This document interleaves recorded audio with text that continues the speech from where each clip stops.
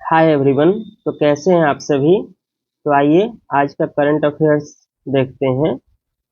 ठीक है। तो फर्स्ट जो हमारे पास न्यूज है वो है सीसीआई ने विलय के लिए जारी किए नया नियम। 500 करोड़ से ज्यादा कारोबार वाली कंपनियों के लिए मंजूरी जरूरी। तो सबसे पहले हम यही जान लेते हैं कि भारतीय प्रतिस्पर्धा आयोग है क्या। ठीक है। तो इसकी स्थापना हुई थी 2003 में। ठीक। और यह कैसी बॉडी है? स्टैट्यूटरी बॉडी है, सांविधिक निकाय है। सांविधिक निकाय है। ठीक है। अब आगे देखते हैं। तो सीसीआई ने नया नियम जारी किया है। इसके आधार पर उन्होंने कहा कि जिन कंपनियों का सालाना कारोबार 500 करोड़ रुपए से अधिक होगा, जिन्होंने पिछले वित्त वर्ष में अपने कुल वैश्विक कारोबार का 10% हिस्सा भारत में हासिल किया होगा, उन्हें विलय करने से पहले सीसीआई की मंजूरी लेनी होगी। दूसरा जो प्रावधान किया गया है वो ये कि डिजिटल सेवाओं के क्षेत्र में जो कंपनियां काम कर रही हैं वो भारत में उपयोगकर्ताओं की संख्या के आधार पर भारत में कारोबारी परिचालन का आकार निर्धारित किया जाएगा। ठीक। तीसरा जो है कि सौदे का मूल्य अगर 2000 करोड़ रुपए से अधिक है तो सीसीआई से मंजूरी लेना जरूरी है, बशर्ते वो कंपनी भारत में व्यापक कारोबार परिचालन कर रहा होगा। इसके लिए सीसीआई क्या करेगी कि पहले 2 वर्षों की अवधि के सभी पहलुओं पर विचार करेगी।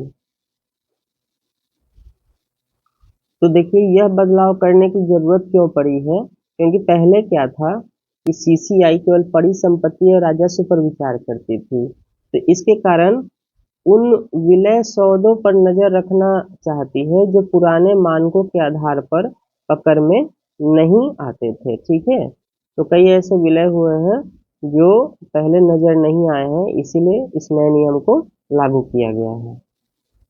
देखिए दूसरा जो न्यूज है, सरकार ने 6 नए एडिशनल सॉलिसिटर जनरल की नियुक्ति की है। ठीक है।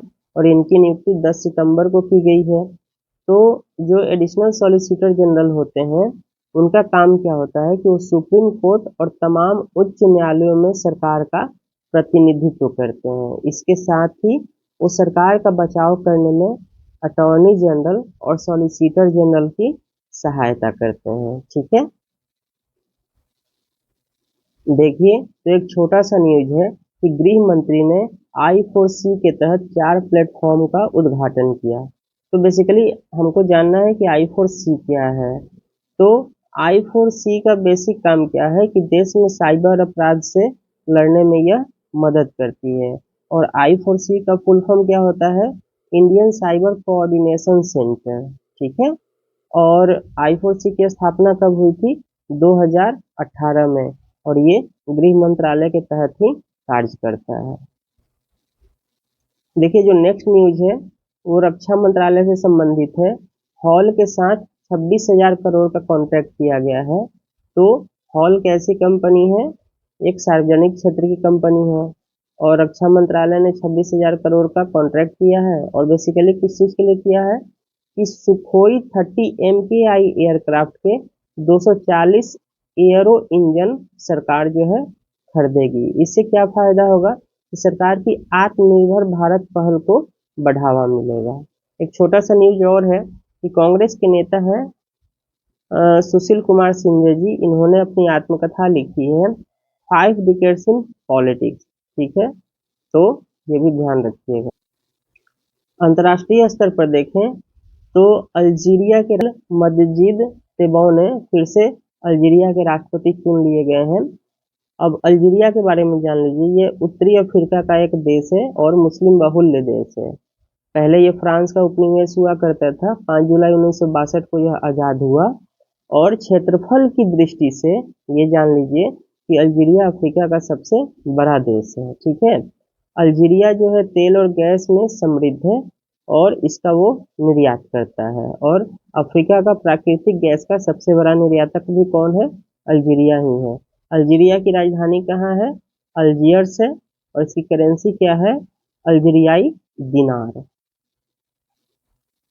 अब देखिए साइंस टेक से तो इसरो ने ऐसा कहा है कि पृथ्वी की तरफ एक एस्ट्रॉयड आ रहा है जो अप्रैल 2029 में पृथ्वी के पास से गुजरेगा, और इसका नाम क्या है? अपोफिस। ठीक है। और इसका जो मिस्र में एक देवता है, मिस्र के देवता के नाम पे है, और इसका जो अर्थ होता है अराजकता का देवता भी कहते हैं। ठीक है। तो इसरो ने बताया कि 335 मीटर लंबा एक एस्ट्रॉयड पृथ्वी की तरफ बढ़ रहा है। अपोफिस नाम जो दिया गया था वो 2004 में दिया गया था। अमेरिका की एक संस्था है किड पीक नेशनल ऑब्जर्वेटरी, उन्होंने ही इसको खोजा था, उसे नाम दिया था। ऐसा माना जा रहा है कि 13 अप्रैल 2029 को यह पृथ्वी के नजदीक से गुजरेगा, और इसकी दूरी जो होगी पृथ्वी से वो 32,000 किलोमीटर की होगी। तो जब यह पृथ्वी के पास से गुजरेगा तब नासा का जो ओसरिस एपेक्स स्पेसक्राफ्ट है वो इसका अध्ययन करेगा। अब थोड़ा अपोफिस के बारे में जान लीजिए। यह एस टाइप का एस्ट्रॉयड है, और इसमें किस चीज से बना हुआ है? सिलिकेट मटेरियल की मात्रा अधिक है, जिसमें निकेल और लोहा मिला हुआ है, और इसका स्ट्रक्चर कैसा है? एस टाइप, मतलब मूंगफली जैसा है। ठीक है। और अब इसरो ने भी क्या किया है? अंतरिक्ष में ट्रैकिंग करना शुरू कर दिया है। ठीक है। तो अंतरिक्ष में मौजूद क्षुद्र ग्रहों और दूसरे चीजों के लिए पृथ्वी की रक्षा के लिए इसरो ने एक नया डोमेन जोड़ा है। और इसरो के चेयरमैन कौन है? एस सोमनाथ। उन्होंने कहा कि हमारा network for space objects track Netra, ठीक है, सिस्टम अपोफिस को लगातार मॉनिटरिंग कर रहा है। तो नेत्रा क्या है हमारा? अब ये अंतरिक्ष में ट्रैकिंग सिस्टम है। ठीक। तो देखिए, एक जो न्यूज है वो है जो मस्क की कंपनी है, एलन मस्क की स्पेस एक्स, वो एक मिशन लॉन्च कर रही है, पोलारिस डॉन मिशन, जो स्पेस में 700 किलोमीटर के ऊपर जाएगी, और यहाँ पर जो एस्ट्रोनॉट जाएंगे वो स्पेस वॉक करेंगे। 50 साल से यहाँ कोई ऐसा मिशन नहीं हुआ है। ठीक है। तो एलन मस्क की कंपनी स्पेसएक्स का पोलारिस डॉन मिशन लॉन्च हो गया है। पोलारिस डॉन मिशन 4 एस्ट्रोनॉट के साथ पृथ्वी से करीब 700 किलोमीटर ऊपर स्पेस में जाएगा, और वहां पर स्पेस वॉक करेंगे एस्ट्रोनॉट। ठीक है। यह दुनिया की पहली प्राइवेट स्पेस वॉक होगी, तो ये ध्यान रखना है। 5 दिन का यह मिशन होगा, और उसमें जिस ऑर्बिट में यह जाने वाला है उसमें 50 साल पहले गया गया था। ठीक है। तो ये देख लीजिए कि इस मिशन में एस्ट्रोनॉट कौन कौन से हैं। तो जेरेड आइसेक मैन है, ये कैप्टन होंगे। उसके बाद किड पोटेट हैं, ये पायलट हैं। सारा गिलिश हैं, और अन्ना मेनन है। ठीक है। इसमें से जो जेरेड आइसेक मैन है और सारा गिलिस, यही जो है तीसरे दिन 700 किलोमीटर ऊपर स्पेस वॉक करेंगे। ठीक है। इसको लॉन्च किससे किया गया है? तो फाल्कन। तो ये देख लीजिए, ये है फाल्कन 9। ठीक है। ये है फाल्कन 9, और इसी से क्रू ड्रैगन कैप्सूल को लॉन्च किया गया है। इसको बोलते हैं क्रू ड्रैगन कैप्सूल, इसी में ये चारों लोग बैठेंगे। ठीक है। इससे पहले जो मिशन गया था आज से 50 साल पहले, वो था अपोलो प्रोग्राम। ठीक है। तो ये ध्यान रखिएगा। देखिए, एक जो न्यूज है वो हेल्थ से संबंधित है। पंजाब में नई ड्रग समस्या बढ़ गई है, और अभी जो प्रीगैबलिन, इसका जो सेवन है यह बढ़ गया है। प्रीगैबलिन क्या है? ये न्यूरोपैथिक दर्द, फाइब्रोमाइल्जिया और सामान्यीकृत चिंता विकार के प्रबंधन के लिए इस्तेमाल किया जाता है। ठीक है। और एक प्रिस्क्रिप्शन दवा है, मतलब डॉक्टर जब तक इसको प्रिस्क्राइब नहीं करे तब तक इसको आप नहीं ले सकते हैं। जो पंजाब का नया क्या है? केटामाइन है। यह सस्ती है, आसानी से उपलब्ध है।